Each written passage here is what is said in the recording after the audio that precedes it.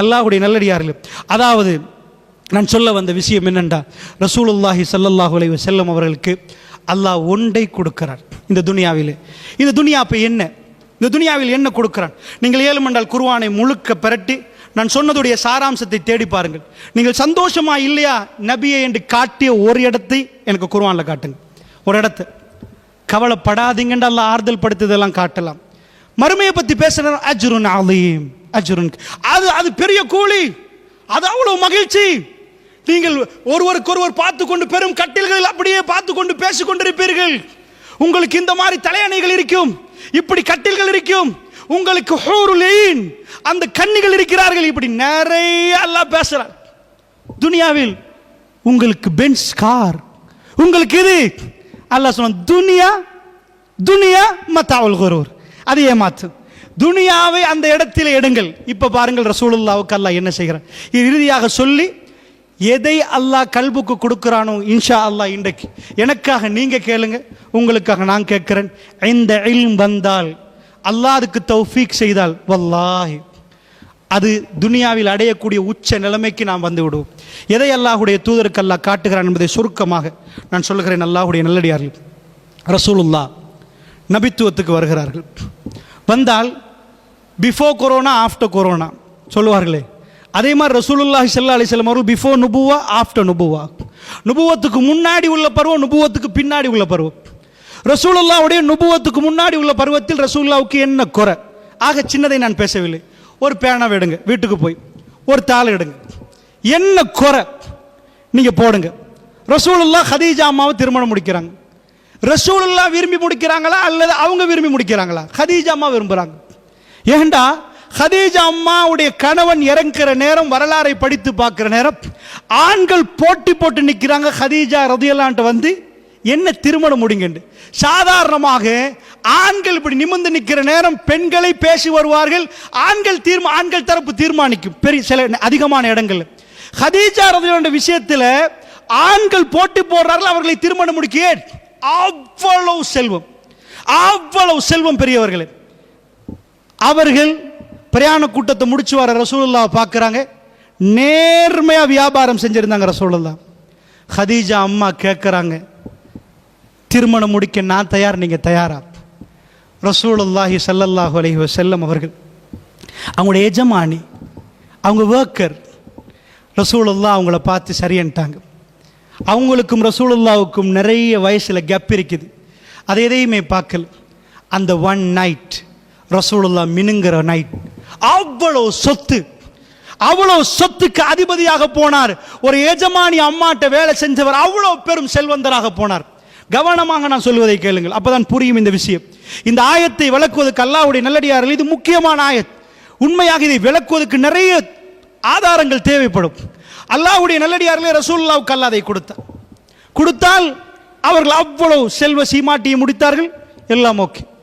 ரசூலுல்லாஹ் பிறந்த குலம் குறைஷ். ஜசீரத்துல் அரபை கொஞ்சம் பாருங்க. ரசூலுல்லாஹ்வுடைய காலப்பருவத்தில் உலகத்தில் கணக்கை எடுக்காத மனிதர்கள் அல்ல மிருகங்கள் வாழுகிற பிரதேசம் என்று சொல்லப்பட்டது. நான் சொல்லல. யாருக்கு வேணாமா ஜசீரத்துல் அரப்? ரோமத்துக்கு வேணாமா, பாரசீகத்துக்கு வேணாமா.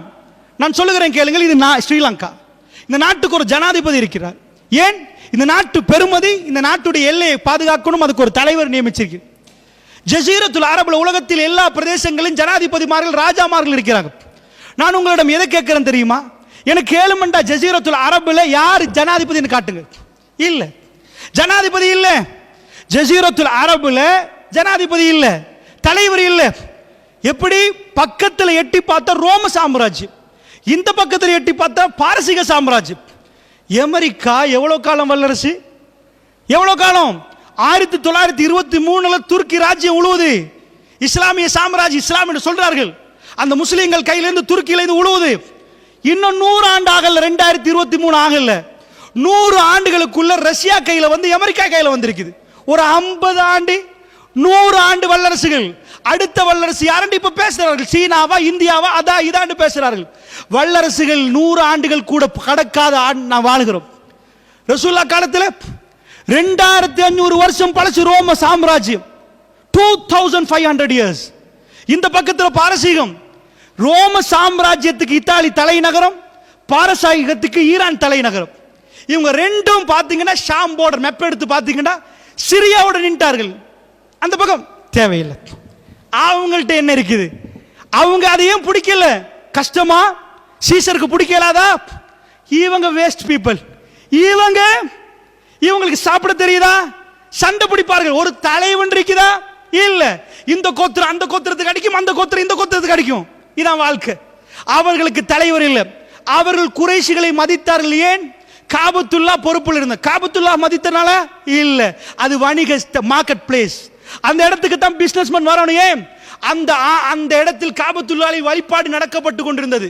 இப்ராஹிம் அலைஹிஸ்ஸலாம் தொடக்கம் அந்த இடத்தில் அதாவது அந்த வழிபாடு நடந்து கொண்டிருந்துச்சு. வழிபாடு மாற்றப்பட்டு இருந்துச்சு. அவங்க ட்ரெஸ் எல்லாம் கலட்டுவாங்க, விசில் அடிப்பாங்க, கை தட்டுவாங்க, தவாப் பண்ணுவாங்க. இது அவங்களுடைய வணக்க வழிபாடு. இங்க வர்றவர்கள் அங்க வணிகம் நடக்கும். நன்றாக புரிந்து கொள்ளுங்கள். மக்காவில் அது இல்லைன்னா அவங்க செத்து போயிடணும். ஏன் செத்து போயிடணும்? மக்காவில் வேற எதுவும் விளைச்சல் இல்லை, வேற எதுவும் அதுவும் ஒட்டகமும் இல்லைன்னா அவர்களுக்கு வாழ முடியாது. ஒட்டகத்தில் போய் எத்திரீபில போய் ஈச்சப்பழம் எடுத்துட்டு வரணும்.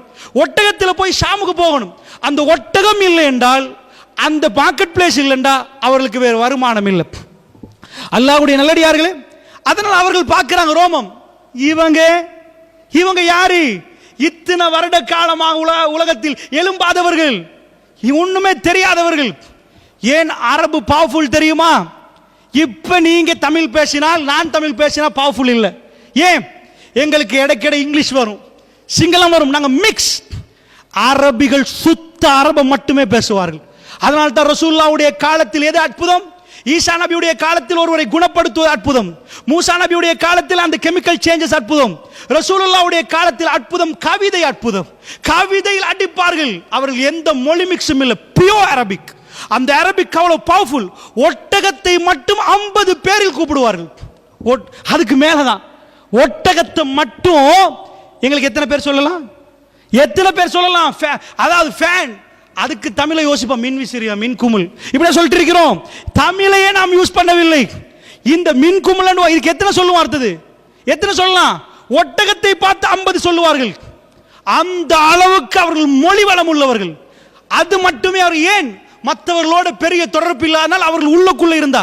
இதை மட்டும் பள்ளியை மட்டும் பூட்டி நீங்க தமிழையே பேசிட்டு இருந்தா வேற மொழி தெரியாட்டி தமிழ் கடும் பவர்ஃபுல்லா வரும். அல்லாஹ்வுடைய அதனால தான் பழங்காலத்து தமிழை சில வேளை எங்களுக்கு புரிய முடியாமல் இருக்கு. அவர்கள் தமிழில் மட்டும் பேசியவர்கள். ஒரு பக்கம் வைங்க. இந்த மாதிரி இருக்கிற நேரம் அவர்கள் ஜசீரத்துல் அரப கணக்கெடுக்கல. இந்த பகுதியை இவர்களால் எங்களுக்கு எந்த பலனும் இல்லை என்று. இப்ப கவனமா பாருங்க. குறைஷி குலத்தை அவர்கள் மதித்தார்கள் பணத்தால். இது அப்படியே மனசில் வைத்துக்கொண்டு நான் சொல்வதை பாருங்க. ரசூலுல்லாஹ்வுக்கு அந்த குலத்தில் உள்ள கண்ணியம் இருக்கிறது. அவங்க தான் அங்க உள்ள குலத்தில் ராஜா இல்லை, ஆனா மதிப்புக்குரியவங்க. குறைஷி சொன்னா கேட்போம்னு கொஞ்ச நேரம் இருப்பாங்க. அந்த மாதிரி குறைஷிகளுக்கு ஒரு மரியாதை இருந்துச்சு. அதுல ரசூலுல்லாஹ் பறந்து வந்தால் மரியாதை. ரசூலுல்லாஹ் ரோட்ல போற நேரம் அல்-அமீன் போறார், அஷாதிக் போறார், முஹம்மத் ஸல்லல்லாஹு அலைஹி வஸல்லம். அவருக்கு என்ன? அவர் அவ்வளவு உண்மையாளர், அவ்வளவு நம்பிக்கைக்குரியவர். அவருடைய கௌரவத்திலும் எந்த பிரச்சனையும் இல்லை. அவருக்கு புள்ளை இருந்துச்சா? புள்ளையும் இருந்துச்சு. ஆம்பளை புள்ளையா பொம்பளை புள்ளையா ரெண்டுமே இருந்துச்சு. அன்பான மனைவி. இப்போ நான் உங்கள்கிட்ட கேட்குறேன், நீங்கள் வீட்டுக்கு போய் இதெல்லாம் எழுதுங்க. உங்களுக்கு பிஸ்னஸே பண்ண தேவையில்லை, ஹசானா வீட்டுக்குள்ளே இருக்குது.